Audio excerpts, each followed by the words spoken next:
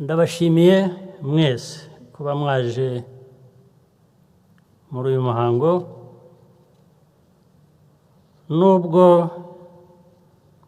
yari inshuro ya 27 twibuka abacu, ntabwo uyu muhango tuwufata nk'ibisanzwe. Buri gihe utwibutsa byinshi bikomeye. Kugeza uyu munsi turacyabona imibiri y'abajugunywe mu byobo hirya no hino mu gihugu. Abakoze aya mahano barakidegembya hirya no hino ku isi, ariko ntabwo twakwemera ko uburemere bw'ayo mateka buduherana. Ikindi kandi ni inshuro ya kabiri kwibuka bibaye muri iki gihe cy'icyorezo cya COVID-19. Kuba tudashobora guteranira hamwe nk'uko bisanzwe birongerera agahinda abarokotse jenoside, kandi ukwihangana kwabo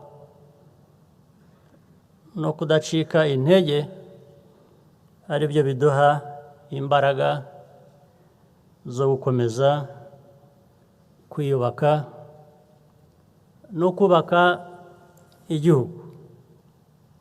Turabashimira inkunga yanyu no kwihangana no kwitanga kugira ngo twese tugire ejo hazaza heza.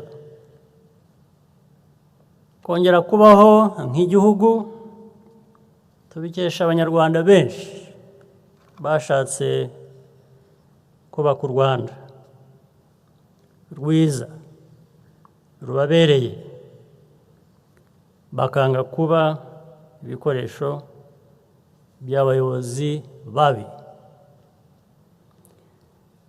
Amahirwe yo kubaho mu buzima bwiza bayabonye bayafatishije amaboko yombi. Iyi ni inkingi ikomeye mu bigize imbaraga zacu. Kubera izi mpamvu no mu bihe by'ibibazo bikomeye, n'abifuzaga kubarangaza no kubatesha igihe, abanyarwanda barushijeho gukomeza kunga ubumwe. Nta kindi gihe u Rwanda rwaranzwe n'ubumwe no kureba imbere nk'ubu. Aha ndavuga cyane cyane urubyiruko, ari narwo rugize umubare munini w'abaturage b'igihugu cyacu. Iyi ni nayo mpamvu abashaka kuducamo ibice no kudutesha umurongo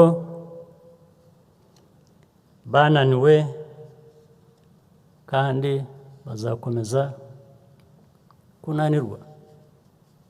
Ahasigaye nabasabaga ngo